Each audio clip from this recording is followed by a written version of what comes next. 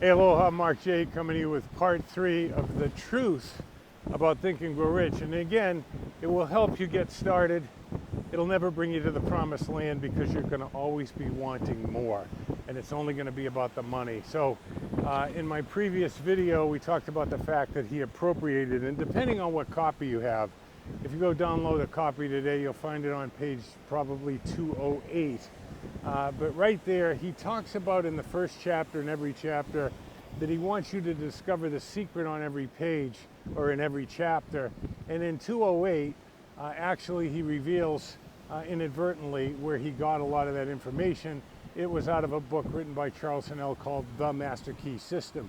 And if you go through the book and highlight the word key or master, you'll see it all over the thing, all over the place. So here's a letter that Hill wrote to Hill on April 21st of 1919, 20 years before, about 18 years before he published Think and Grow Rich.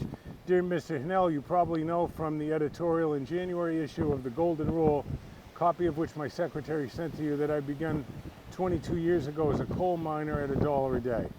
I've just retained a $10 million corporation salary at $105,000 a year. Think about that in today's terms, for a portion of my time only, in having agreed that I shall continue as the editor of Hill's Golden Rule. Both false promotions, by the way. I believe in giving credit where credit is due. Therefore, I believe I ought to inform you that my present success and success which has followed my work as president of the Napoleon Hill Institute, always promoting himself, is due largely to the principles laid down in the Master Key System. You are doing good work by helping people realize that nothing is impossible of accomplishment which man can create in his imagination.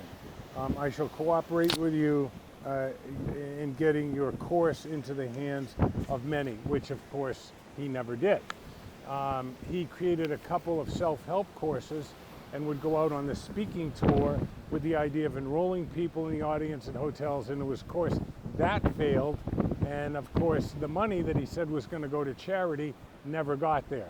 He was a scoundrel. It's just the way it is.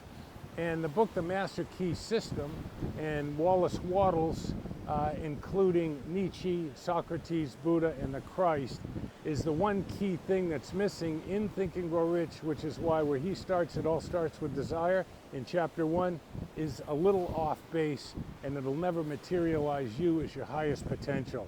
So that's it for today. We'll see you in part 4 coming up. Yeah, part 4. Peace out.